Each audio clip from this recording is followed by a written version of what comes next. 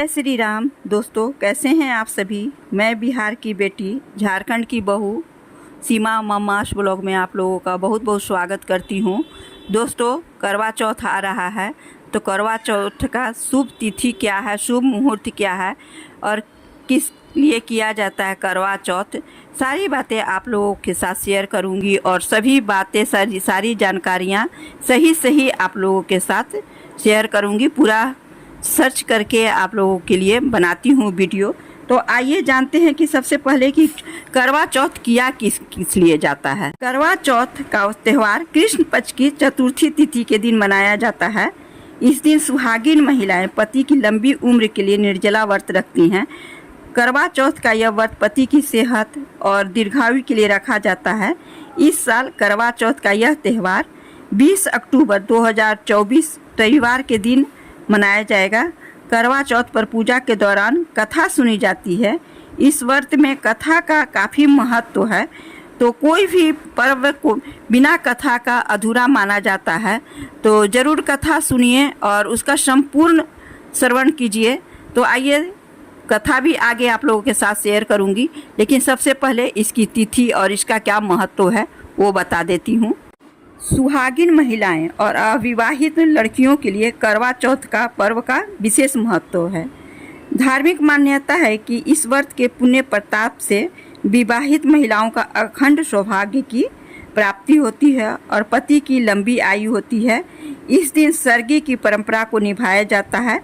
सरगी सास अपनी बहू को देती है। इस व्रत को निर्जला किया जाता है। रात को चंद्र दर्शन करने के बाद व्रत का पारण किया जाता है। इस व्रत की शुरुआत सुबह सरगी से होती है। व्रत में सरगी का विशेष महत्व होता है।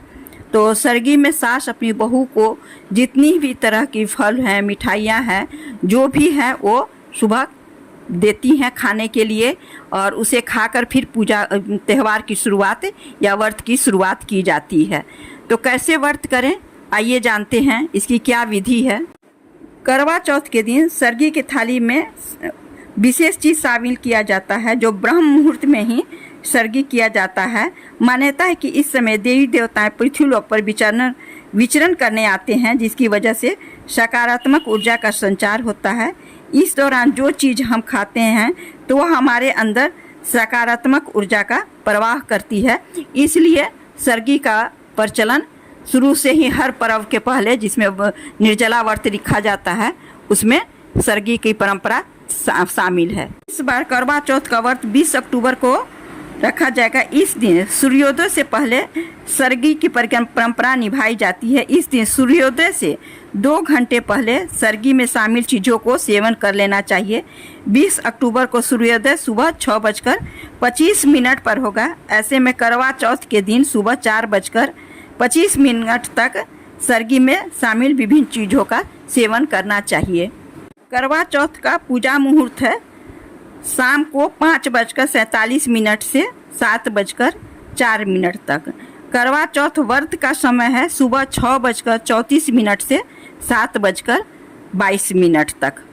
ये व्रत दाम्पत्य जीवन में अपार खुशियाँ लेकर आता है। करवा चौथ के दिन विवाहित स्त्रियां पति की लंबी आयु के लिए सुबह से लेकर रात तक अन्न जल का त्याग करती हैं और जिस समय व्रत तोड़ने का शुभ मुहूर्त होता है उस समय शाम को 16 श्रृंगार कर करवा माता की पूजा की जाती है और फिर रात में चंद्र को अर्घ्य देकर पति के हाथों से ही जल पिया जाता है और व्रत का तोड़ा जाता है। करवा चौथ का व्रत विधि क्या है।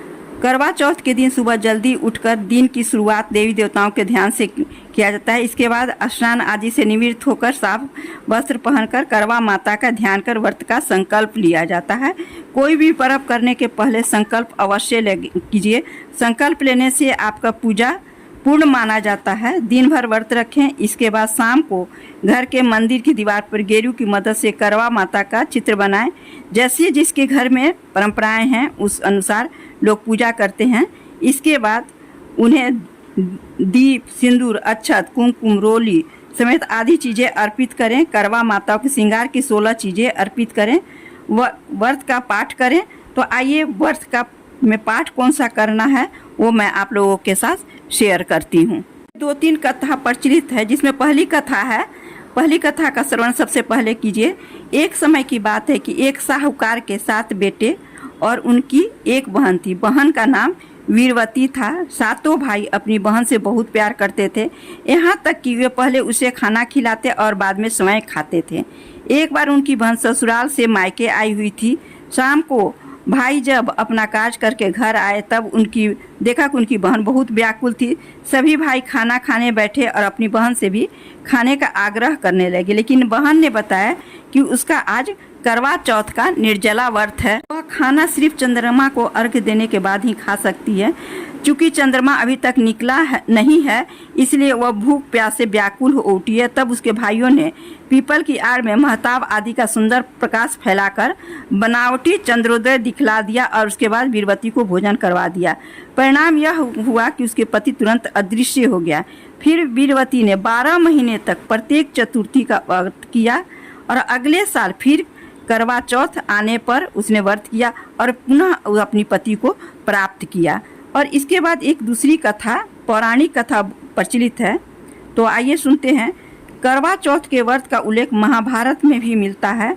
पांडवों पर लगातार आ रही मुसीबतों को दूर करने के लिए द्रौपदी ने भगवान कृष्ण से मदद मांगी।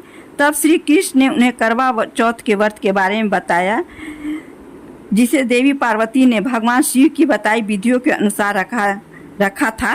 कहा जाता है कि द्रौपदी के इस व्रत को रखने के बाद न सिर्फ पांडवों की तकलीफें दूर हो गई बल्कि उनकी शक्ति भी कई गुना बढ़ गई थी। एक छोटा सा तीसरी कथा है। करवा चौथ के व्रत को सत्यवान और सावित्री की कथा से भी जोड़ा जाता है। इस कथा के अनुसार जब यमराज सत्यवान की आत्मा को लेने के लिए आए तब सावित्री ने खाना पीना सब त्याग दिया था। उसकी जीत के आगे यमराज को झुकना पड़ा और उन्होंने सत्यवान का प्राण लौटा दिए थे। इसलिए करवा चौथ का व्रत किया जाता है। सबसे महत्वपूर्ण कथा, एक समय की बात है कि एक करवा नाम की पतिव्रता स्त्री अपने पति के साथ नदी के किनारे गांव में रहती थी। एक दिन उसका पति नदी में स्नान करने गया। स्नान करते समय वहां एक मगर ने उसका पैर पकड़ लिया। वह मनुष्य करवा करवा कह के अपनी पत्नी को पुकारने लगा। उसकी आवाज़ सुनकर उसकी पत्नी करवा भागी चली आई और आकर मगर को कच्चे धागे से बांध दिया। मगर को बांधकर वो यमराज के यहाँ पहुँची और यमराज से कहने लगी, हे भगवान, मगर ने मेरे पति का पैर पकड़ लिया, अगर उस मगर को नरक में ले जाओ। यमराज बोले, अभी मगर की आयु शेष है, अतः मैं उसे नहीं मार सकता। इस पर करवा बोली, अगर आप ऐसा नहीं करोगे तो मैं आपको श्राप देकर नष्ट कर दूंगी।